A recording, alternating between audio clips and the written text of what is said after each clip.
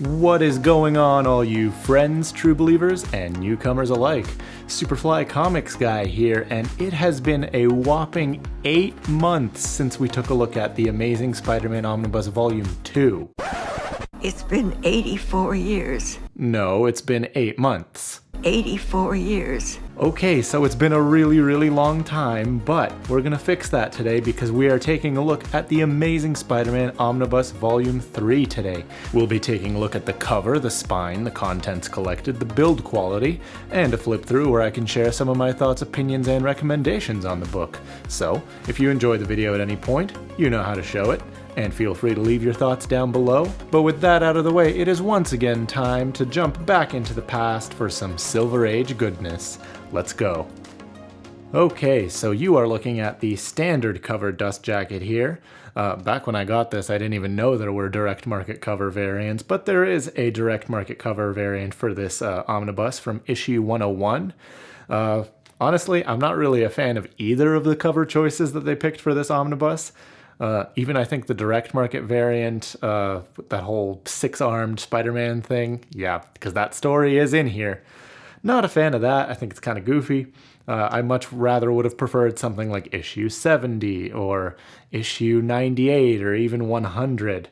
Would have been much better, but hey, it's just a cover. What are you going to do? There is the spine. So as you can tell, I have one of the older printings because it has the larger spine font there. I believe this book was first printed in 2017. So that's the edition I have. On the back here, we have your classic Marvel cover gallery. You gotta love it. So many iconic covers in this run.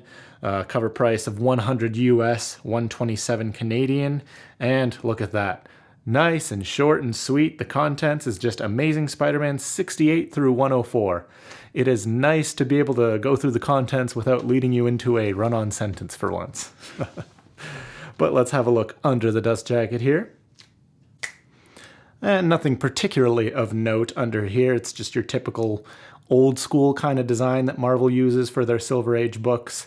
Is it my favorite? Not really. I would have preferred some more interesting art or even some panels from the series. But hey, it is what it is. These black covers do leave fingerprints and marks pretty easily though, so you'll have to be a little careful of that. But let's start talking about what's inside the book. Alright, so diving into the contents of this omnibus here. Continuing Spidey's Silver Age run, you got work from Stan Lee, John Romita Sr., John Buscema, Gil Kane. Some good stuff. And you'll love to see it. Table of contents here. So you can see we're going from 1969 all the way up to material from 1972. So if you're coming from Omnibus, the Amazing Spider-Man Omnibus Volume 2, you might just be thinking, oh, well, this is just more of the same. And, well, yeah, it is. We're still very much in the Silver Age. It's very much still got that tone to it, that campy tone. But let's talk a bit about why this run is, this section is significant. There's a few reasons for that. First of all, being that this omnibus pretty much wraps up what's considered Stan Lee's main run on Amazing Spider-Man. He did come back to write occasionally after this, but this is kind of the end of what's considered the bulk of his main run.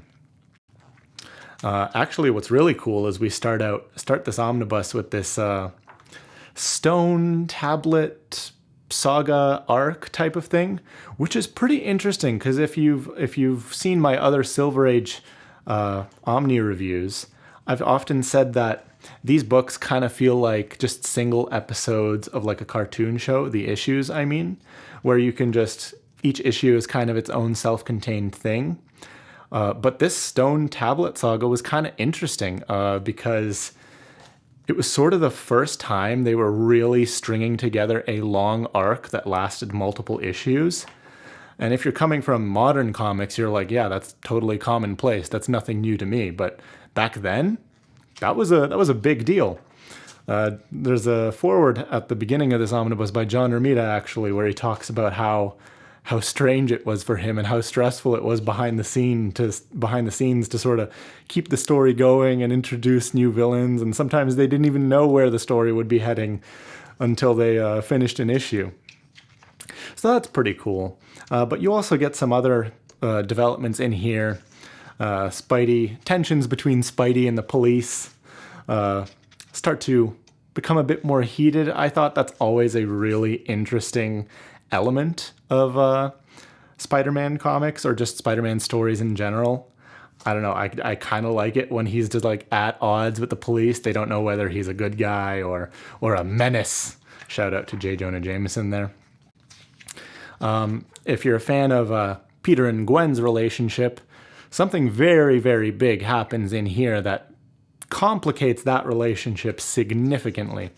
If you're a fan of the Amazing Spider-Man movies, actually, quite a bit of the material in here, as far as Peter and Gwen goes, would inspire those movies.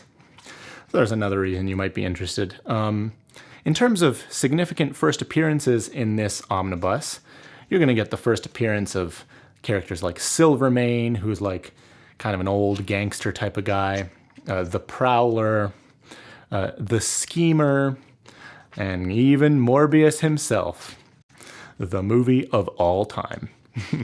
But you're also getting recurring characters that we've seen before, like the Lizard, Electro, the Shocker. Doc Ock actually makes quite a few appearances, and it's kind of interesting. This is where you start to see more and more of Doc Ock's mental link to his robot arms, which has come up in later runs too, even in Ultimate Spider-Man, for example. You'll have a brief appearance from the Black Widow, and this is the first time where she'll get her classic black leather costume that would go on to pretty much be definitive of her design. But it's not all great. I mean, you still have goofy characters in here like Man Mountain Marco, or characters like the Kangaroo, and it's like, yeah, not all of these characters were very memorable home runs, were they? And you definitely end this omnibus with some goofy stories too. Like I mentioned, you get that weird story with six-armed Spidey, or there's a bit where they go to the Savage Land and they meet up with Kazar, and they're up against Kraven, and it's all sorts of goofy stuff. There is a pretty significant set of issues at the very end. Issues 96, 97, and 98, because those deal with, they're kind of anti-drug stories.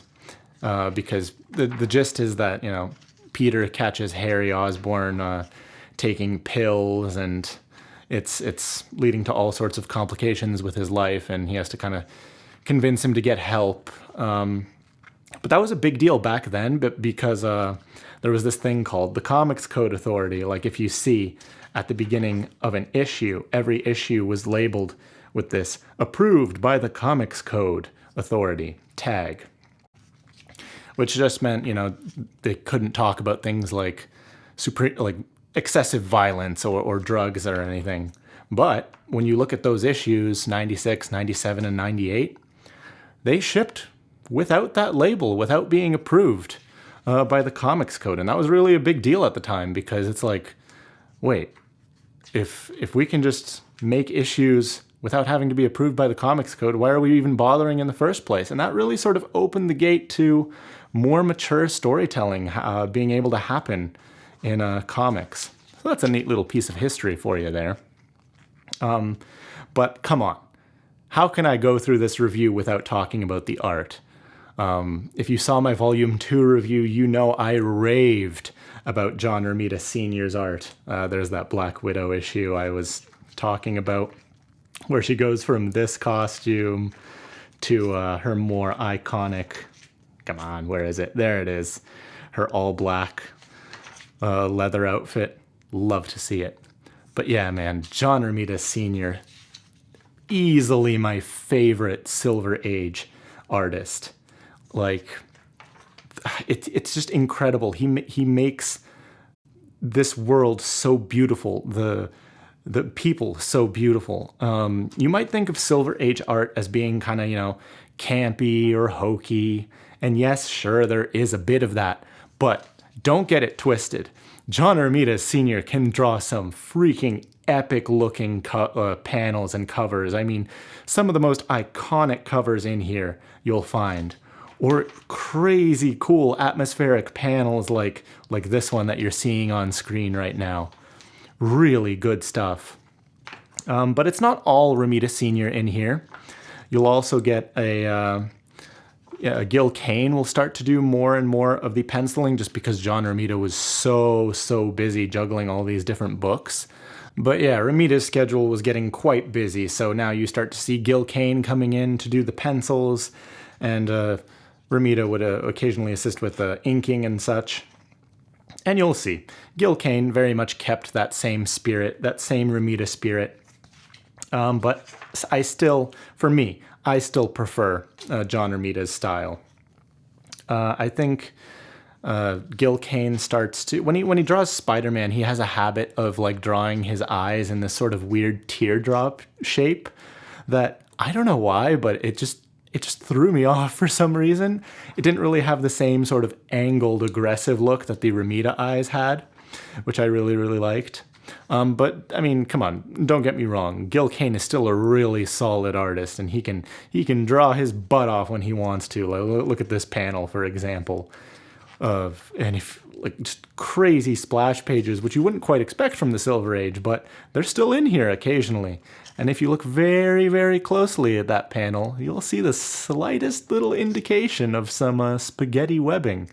McFarlane, are you out there? Are you seeing this? I'm just kidding. But yeah, we can talk about some of the extras too. And here we are, the extras section.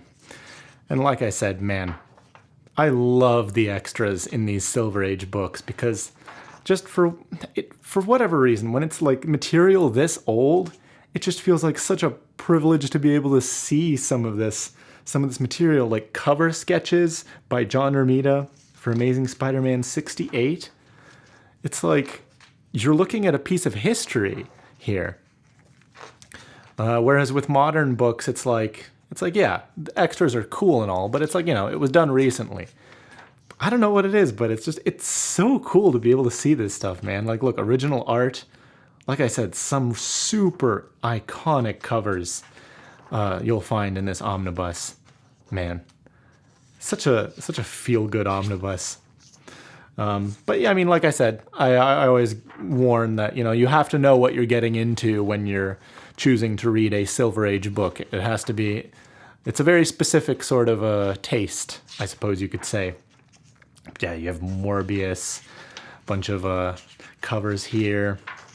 God, so good. I love the way the colors pop in this omnibus, especially. The restoration that they did is just, it's so good, because it's like, before I got into Omnis, it's like I never would have imagined I'd be able to read material this old, but the Omni format is just perfect for that. Giant collection of issues, and you get to get a bit of a peek back into history. It's so cool, man. Look at these. Look at this artwork, man. John Romita. Friggin' legend. But you also got Mike Ringo in here.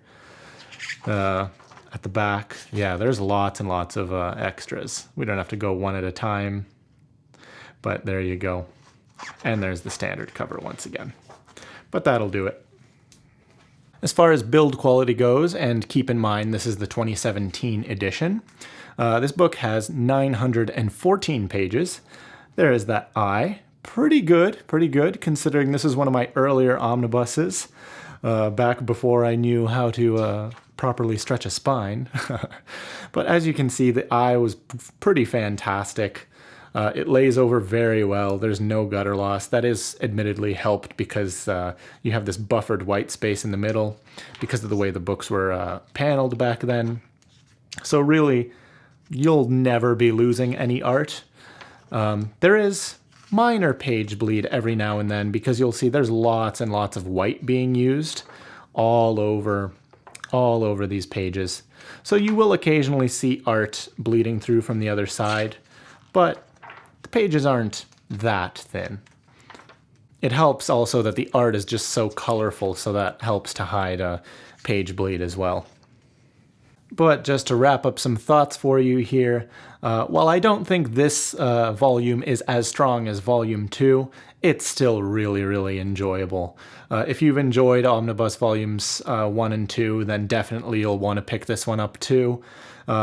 Admittedly, again, I mentioned it is the Silver Age, so you have to know what you're getting into, but as far as Silver Age superhero comics go, everybody says that Spider-Man's has aged the best, and I can definitely vouch for that. This is just a fun time. Generally, issues are pretty self-contained, but, you know, this is kind of the time when they were starting to experiment more with longer arcs lasting multiple issues. And of course, some fan-freaking-tastic art in here to be had, for sure. But that's been my review of the Amazing Spider-Man Omnibus Volume 3. So, let me know what you thought about the book, the review, the art, the stories, what does the series mean to you? Whatever you'll want to talk about, you leave it down below. And I will just say thank you so much for joining me today. I hope to catch you in another video real soon. So, you have yourself a great day. I've been Superfly Comics Guy, and until next time, you keep reading. Bye, guys.